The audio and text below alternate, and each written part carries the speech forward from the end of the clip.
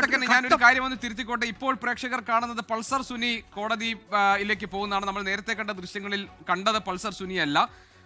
ഇപ്പോൾ പോകുന്ന ആ ദൃശ്യങ്ങൾ നമുക്ക് കാണാം. പൾസർ സുനിയെ കാണാം. ഇപ്പോൾ കോടതിയിലേക്ക് പോകുന്നു. വിജയകുമാർ, ഞാൻ ഇപ്പോൾ വരാം.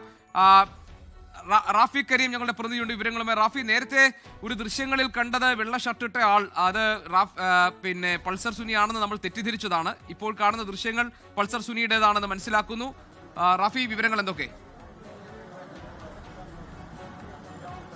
ഏറ്റവും ഒടുവിലായാണ് പൾസർ സുനി എത്തിയത്. ഒരു കറുത്ത കാർണിവൽ കാറിലായിരുന്നു പൾസർ സുനി എത്തിയത്. അതിന് മുൻപെത്തിയ ദൃശ്യങ്ങളുള്ളത് മാർട്ടിനാണ്, രണ്ടാം പ്രതി മാർട്ടിനാണ് അതിന് മുൻപത്തെ ദൃശ്യങ്ങളിലുള്ളത്. അതിൽ ഏറ്റവും ആദ്യം പ്രതികളിൽ ഇവിടേക്ക് എത്തിയത് ദിലീപാണ്. വക്കീലിനൊപ്പമായിരുന്നു ദിലീപ് എത്തിയത്. അതിന് തൊട്ട് പിന്നാലെ രണ്ടാം പ്രതിയായ മാർട്ടിൻ എത്തി. അതിന് തൊട്ട് പിന്നാലെയാണ് ഒന്നാം പ്രതിയായ പൾസർ സുനി എത്തിയത്. നിലവിൽ ഈ കേസിൽപ്പെട്ട 10 പ്രതികളും നിലവിൽ കോടതിയിൽ ഉണ്ട് എന്നുള്ളതാണ് നമുക്ക് വ്യക്തമാകുന്നത്. ഇനി അല്പസമയം മാത്രമാണ് വിധി പറയാനുള്ളത്. 10 പ്രതികൾ, 1 മുതൽ 10 പ്രതികൾ, അതിൽ 6 പേർ കൃത്യത്തിൽ നേരിട്ട് പങ്കെടുത്തവരാണ്. ഒന്നാം പ്രതി സുനി എന്ന പൾസർ സുനി, മാർട്ടിൻ ആന്റണി, മൂന്നാം പ്രതി മണികണ്ഠൻ, നാലാം പ്രതി വിജീഷ് VP, അഞ്ചാം പ്രതി സലീം എന്ന വടിവാൾ സലീം, ആറാം പ്രതി പ്രദീപ്. ഇവർ 6 പേരും ഈ കൃത്യത്തിൽ നേരിട്ട് പങ്കെടുത്ത ആളുകളാണ്. 2017 ഫെബ്രുവരിയിൽ രാത്രിയിൽ ഈ ക്രൂരകൃത്യം അരങ്ങേറുമ്പോൾ അതിൽ നേരിട്ട് പങ്കെടുത്ത വാഹനത്തിലുണ്ടായിരുന്ന വാഹനം മാറി മാറി ഓടിച്ച വ്യക്തികളാണ് ഇവർ 6 പേർ. പിന്നീട് അങ്ങോട്ടുള്ള 7ആം പ്രതി ചാർലി തോമസ്, 8ആം പ്രതി ഗോപാലകൃഷ്ണൻ എന്ന ദിലീപ്, 9ആം പ്രതി സനൽകുമാർ, 10ആം പ്രതിയായ ശരത് ജി നായർ, ഇവരെല്ലാവരും തന്നെ നിലവിൽ ഈ കോടതിയിലേക്ക് എത്തിയിട്ടുണ്ട്. ഇവരുടെ അഭിഭാഷകരോടൊപ്പമാണ് ഇവരെല്ലാവരും കോടതിയിലേക്ക് എത്തിയിരിക്കുന്നത്. അല്പസമയം മുമ്പായിരുന്നു ആദ്യം ഇവരെല്ലാവരും തന്നെ തങ്ങളുടെ അഭിഭാഷകരെ കണ്ട് ദിലീപ് അഭിഭാഷകന്റെ അടുത്ത്, ഫിലിപ്പ് വർഗീസിന്റെ അടുത്ത് എത്തിയതിനു ശേഷം ആ ഓഫീസിൽ നിന്ന് അഭിഭാഷക സംഘത്തോടൊപ്പം ഒരുമിച്ചാണ് കോടതിയിലേക്ക് എത്തിയത്. പൾസർ സുനിയും അഭിഭാഷകനെ കണ്ട് അഭിഭാഷക സംഘത്തോടൊപ്പമാണ് കോടതിയിലേക്ക് എത്തിയത്. മാർട്ടിനും അഭിഭാഷക സംഘത്തോടൊപ്പമാണ് കോടതിയിലേക്ക് എത്തിയത്. നമ്മൾ രാവിലെ TV മിനിയുമായി സംസാരിച്ചിരുന്നു. ഈ കേസിൽ അതിജീവിതയ്ക്ക് വേണ്ടി പ്രതിഫലമില്ലാതെ നിയമ പോരാട്ടം നടത്തിയ ആളാണ് TV മിനി.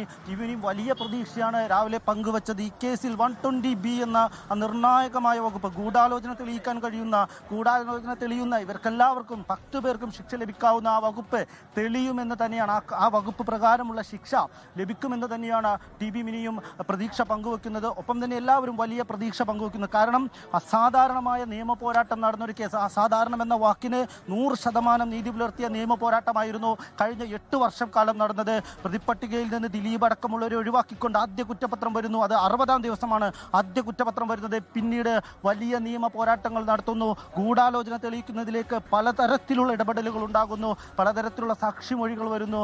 അങ്ങനെ ആ നിലയിലുള്ള നിയമ പോരാട്ടങ്ങൾ നടന്ന കേസിലാണ് 8 വർഷം നീണ്ടുനിന്ന വിചാരണയ്ക്കൊടുവിൽ വിധി പറയുന്ന ദിനമെത്തിയിരിക്കുന്നത്. ഈ കോടതി നടപടികൾ ഇതിനോടകം തന്നെ ആരംഭിച്ചിട്ടുണ്ടാകാം എന്നുള്ളതാണ് നമ്മൾ കരുതുന്നത്. കാരണം 11 മണിക്കാണ് നേരത്തെ സമയം തീരുമാനിച്ചിരിക്കുന്നത്. 10:55 ആയിരിക്കുന്നു. ഇനി 5 മിനിറ്റ് മാത്രമാണുള്ളത്. എല്ലാ പ്രതികളും അവരുടെ അഭിഭാഷകരും നിലവിൽ കോടതിയുടെ അകത്ത് കയറിയിട്ടുണ്ട്. ഗോപികൃഷ്ണൻ. റാഫി കരീമാണ് വിവരങ്ങൾ നൽകിയത്. 5 മിനിറ്റാണ് ഇനി കോടതി നടപടികൾ തുടങ്ങാനുള്ളത്. 10 പ്രതികളും കോടതിയിലേക്ക് എത്തിയിട്ടുണ്ട്. ആദ്യമായി എത്തിയത് ഈ കേസിൽ 8ആം പ്രതി നടൻ ദിലീപാണ്. ഇപ്പോൾ 1ആം പ്രതി പൾസർ സുനി പോകുന്നതിന്റെ ദൃശ്യങ്ങൾ കാണാം. നേരത്തെ കാറിൽ ഇരിക്കുന്ന വെള്ള ഷർട്ടിട്ട ആളിനെ നമ്മൾ കണ്ടു. അത് ഈ കേസിലെ 2ആം പ്രതി മാർട്ടിൻ ആന്റണിയാണ്. ദിലീപ് 8ആം പ്രതി ആയിരിക്കുന്ന ഈ കേസിൽ 10 പ്രതികളാണ് ആകെയുള്ളത്. 1ആം പ്രതി പൾസർ സുനി, 2ആം പ്രതി മാർട്ടിൻ ആന്റണി, 3ആം പ്രതി മണികണ്ഠൻ B, 4ആം പ്രതി വിജീഷ് VP, 5ആം പ്രതി സലീം H, 6ആം പ്രതി പ്രദീപ്, 7ആം പ്രതി ചാർലി തോമസ്, 8ആം പ്രതി ദിലീപ് എന്ന P ഗോപാലകൃഷ്ണൻ, 9ആം പ്രതി മേസ്തരി സനൽ, 10ആം പ്രതി ശരത് ജി നായർ. കോടതി ഇന്ന് വിധി പ്രസ്താവിക്കുമ്പോൾ 10 പ്രതികളും കോടതിയിലേക്ക് എത്തിയിട്ടുണ്ട്. അഭിഭാഷകരൊക്കെ തന്നെ കോടതിയിലേക്ക് കയറിക്കഴിഞ്ഞു. അല്പസമയത്തിനകം, കൃത്യമായി പറഞ്ഞാൽ 5 മിനിറ്റ് കഴിയുമ്പോഴേക്കും കോടതി നടപടികൾ തുടങ്ങും. എറണാകുളം പ്രിൻസിപ്പൽ സെഷൻസ് കോടതി പരിസരം സുരക്ഷാ വലയത്തിലാണ് 10 പ്രതികളും. നടിയെ ആക്രമിച്ച കേസിൽ, കൊച്ചി നടിയെ ലൈംഗികമായി ആക്രമിച്ച് ദൃശ്യങ്ങൾ പകർത്തിയ കേസിലെ സുപ്രധാനമായ വിധി പ്രസ്താവത്തിന് വേണ്ടി ആകാംക്ഷയോടുകൂടി കേരളത്തിന്റെ പൊതുസമൂഹം കാത്തിരിക്കുകയാണ്. ഒരുപക്ഷെ ലോകത്തെമ്പാടുമുള്ള മലയാളികൾ ഈ കേസിൽ എന്ത് വിധിയാണ് വരാൻ പോകുന്നത് എന്നത് കാത്തിരിക്കുന്ന നിമിഷങ്ങളിലൂടെയാണ് നമ്മൾ കടന്നു പോകുന്നത്. ഇതിൽ 8ആം പ്രതി ദിലീപിന് മേൽ ചുമത്തപ്പെട്ട കുറ്റം ഗൂഢാലോചന കുറ്റമാണ്. 120B ആണ്.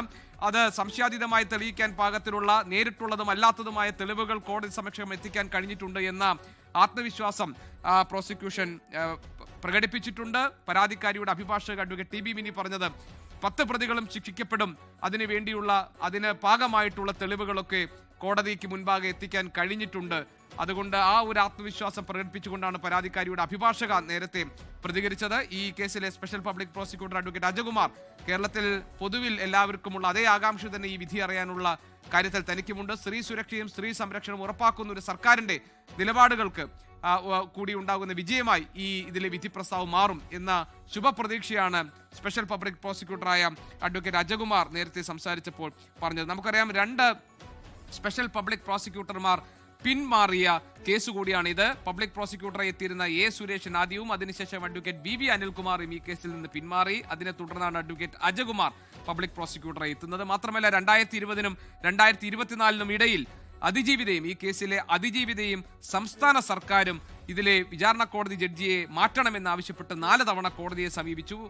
അങ്ങനെ ഒരു സാഹചര്യം കൂടി ഈ കേസിൽ ഉണ്ടായിട്ടുണ്ട്.